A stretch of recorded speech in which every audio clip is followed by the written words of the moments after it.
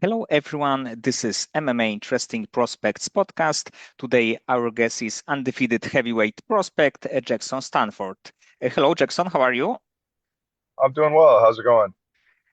I'm good. And this year, you had two fights. You made your pro debut in April, and then you won another fight in August. It actually were both fights were really quick. And if you can tell me how happy are you with the things that happened this year? Yeah, no, I mean, it's been a great start so far. You know, I'm always looking to get quick finishes, even as an amateur. That was a big focus of mine. The less time you spend fighting, the less damage you take, and the longer you continue fighting. So, yeah, it's been a good year so far for sure. And is it any chance that you will fight one more time this year, or do you think that next year it will be your next fight?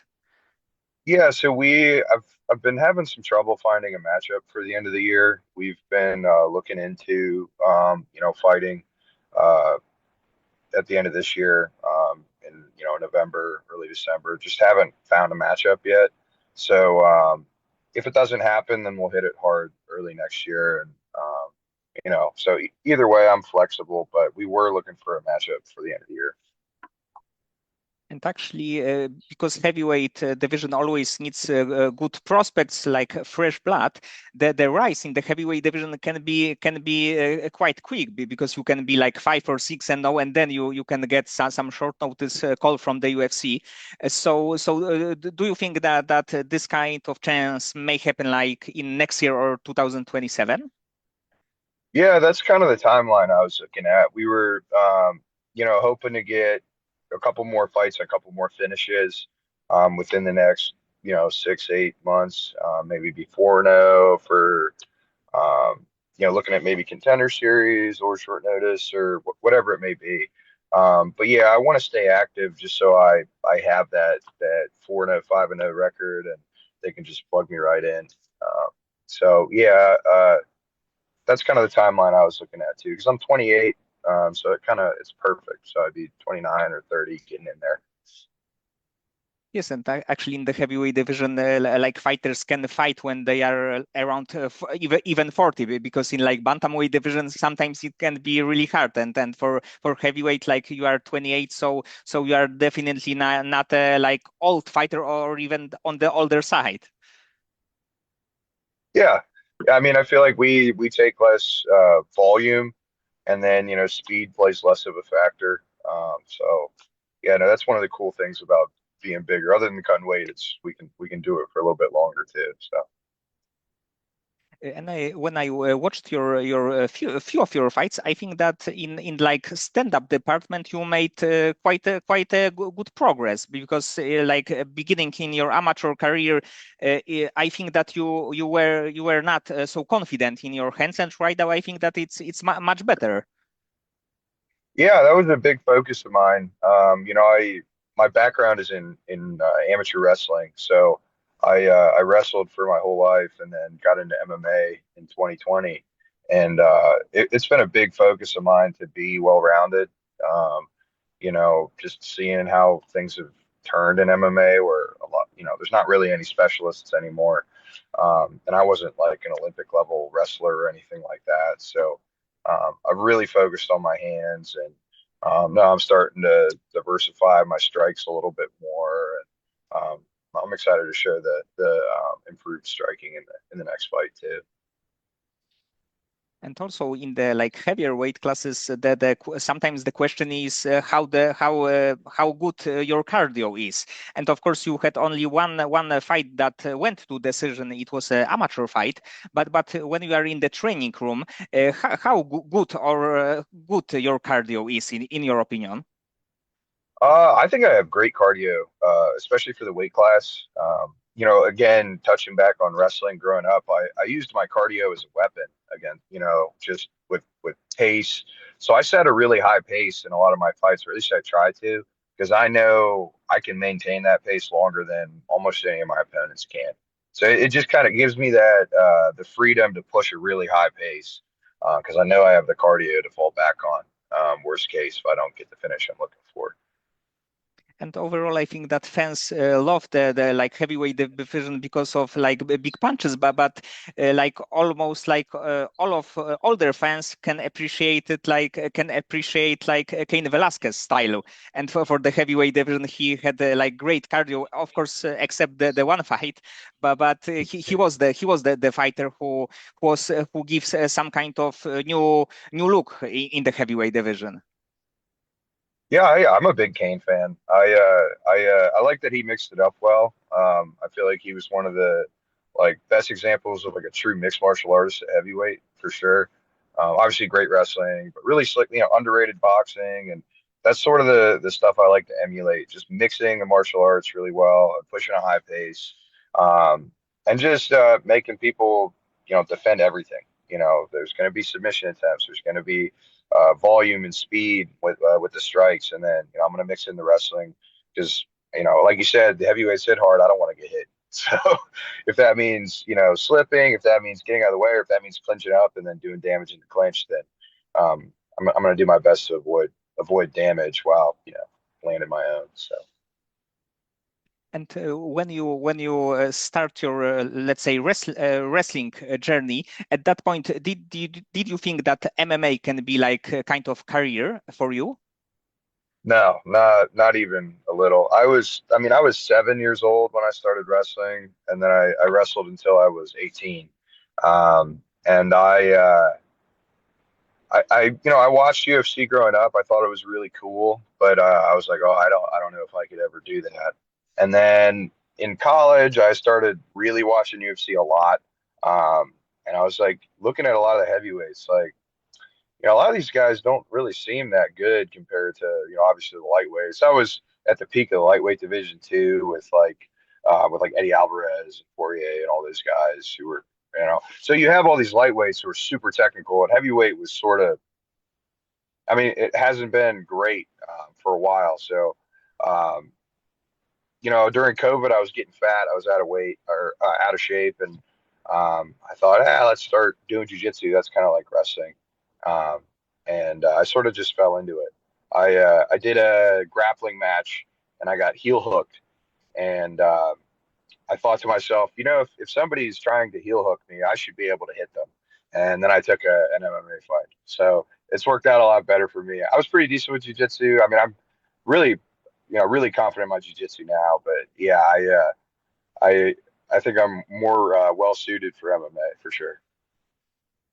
And I think that like overall, it's great that something like MMA exists right now because I think that a lot of like wrestler from the college, they probably would have a little bit have a little bit problems with what to do with their lives. And here there is a really big chance to use the skills that the fighters gain for many years and be on the really high level in different sport. Yeah, I'm super thankful for it. It's really changed my life. I met my girlfriend at my first amateur fight. So 3 years ago now. So it's really cool. My lifestyle's completely changed. I'm doing a lot better than I would have if I didn't find the sport. And then now, I have this opportunity in front of me where I have a real chance to be a contender on the next level. So yeah, it's really really awesome. And right now you train in jungle, MMA, and fitness, right? Yeah, the Jungle MMA and Fitness in Orlando. And was it the first full MMA gym that you went to? Yeah, it's the only MMA gym I've ever trained at full time. I've obviously visited gyms when I'm traveling and stuff, but yeah, this is the only gym I've ever been with. They treated me really well, and love my coaches on my team. So we've had some pretty cool fighters come through there in the past too. I want to be leading the charge of the next generation of a lot of the prospects we have now who are younger and starting their careers too. And do you have a sparring partners like you? So maybe heavyweights, maybe light heavyweights? Yeah. So there's three sparring partners that come to mind immediately. One of them is Miles Amos. I think he's 5 or 6 and 3 as a pro.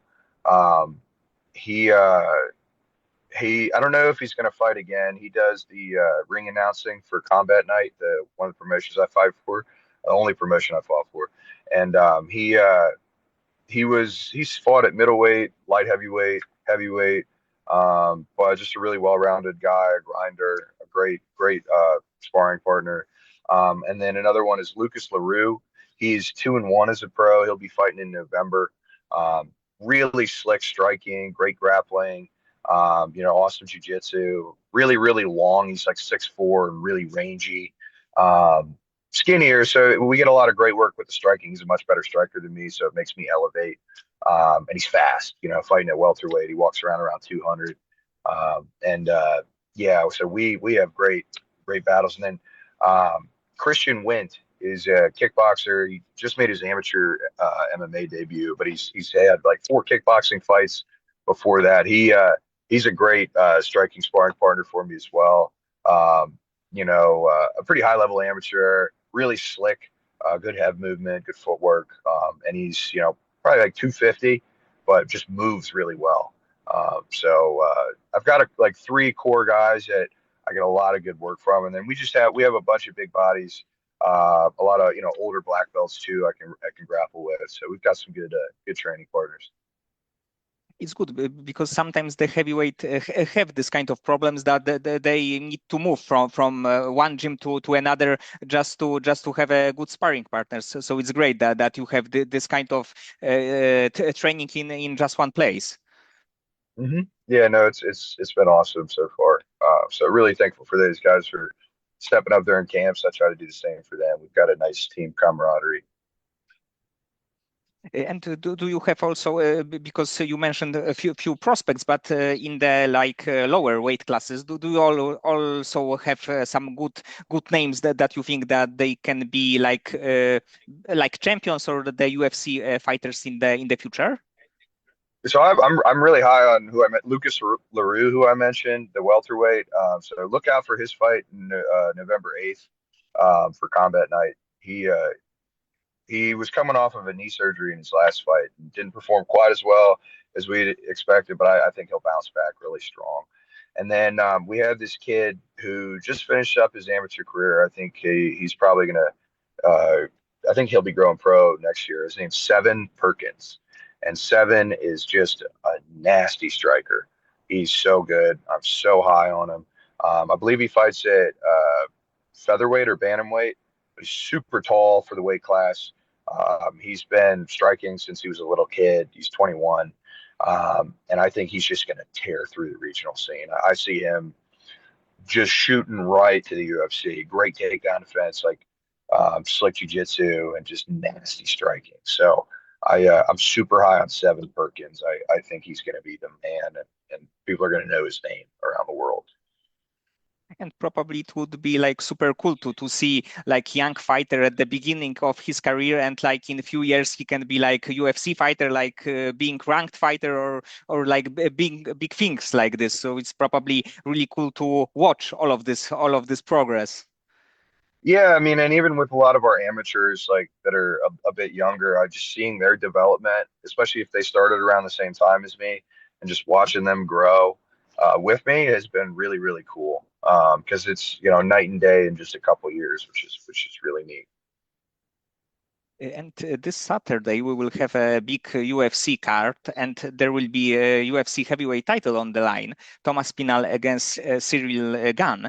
And in your opinion, what will happen in this fight? I think Aspinall is gonna finish Gone pretty quickly. I honestly, I think Aspinall has a really huge advantage on the ground. I think he could take Gon down and submit him relatively easily after watching Gon and Volkov grappling. I'm not super high on Volkov's grappling, and Gon doesn't seem to have made the adjustments he's talked about making with the grappling. And then you go back a couple years and you watch Aspinall, you know, with the straight armbar against Volkov. It's like, I mean, I think you could do that. I think you could, take him down, ground and pound, find a sub pretty easily. And I do think Aspinall outstrikes him and finds a KO if they stay on the feet. Yes, and overall, I think that heavyweight, like it's quite shallow right now. There are not many names, and even like Gane, a lot of people are not happy that he will fight for the title. But to be honest, it's not.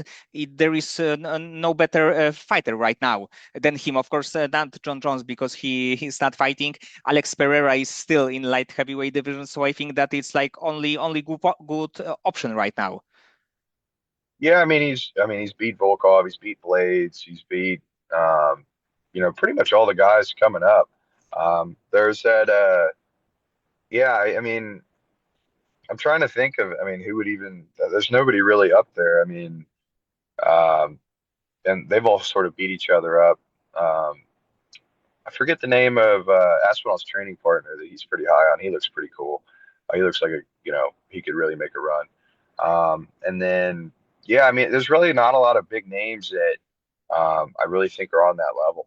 Um, you know, Elton Almeida has shown some big holes, and he's a bit undersized for the weight class, it seems. So, I don't know. I'm excited for that one though. I think people don't give Gane enough credit, but yeah, I understand. I love that matchup.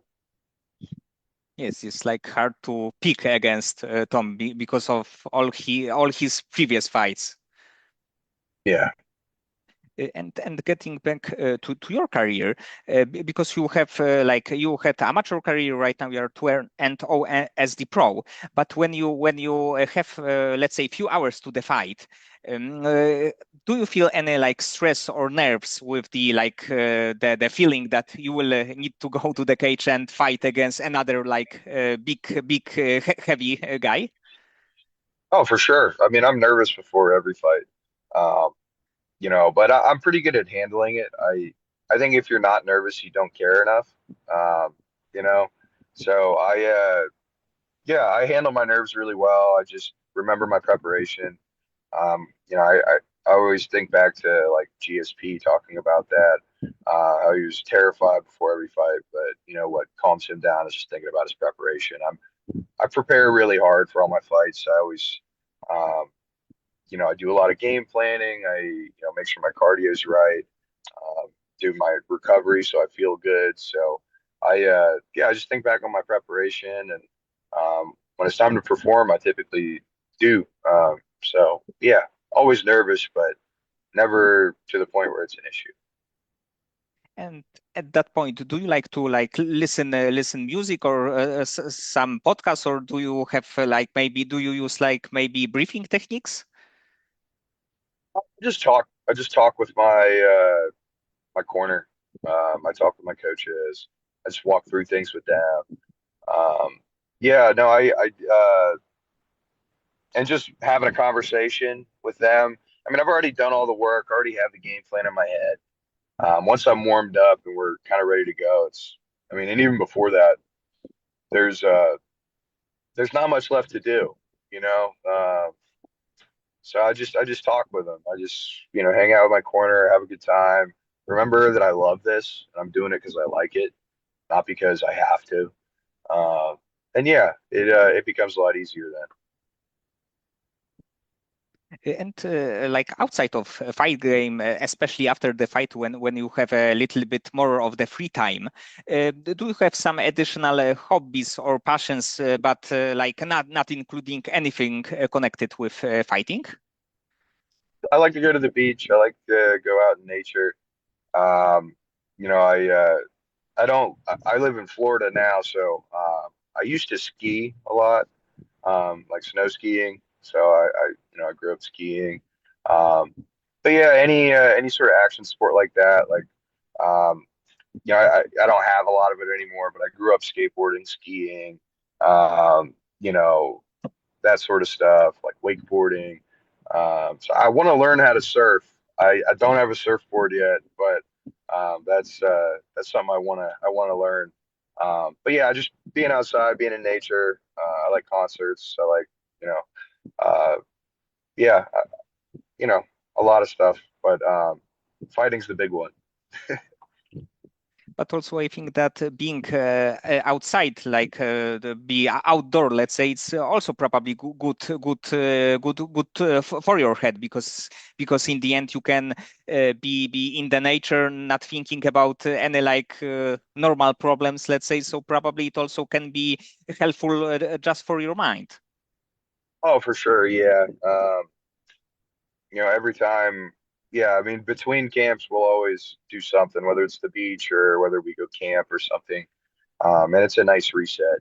But yeah, whenever I'm done with fighting, I'll probably do jujitsu until my body won't let me anymore, and I'll pick up something else after that. Okay, Jackson. So many thanks for the time and for conversation. I hope that you will get one more fight this year, few more next year, and you will get some maybe like contender series shot or maybe some other big opportunity. Yeah, that'd be awesome. Thanks for having me on.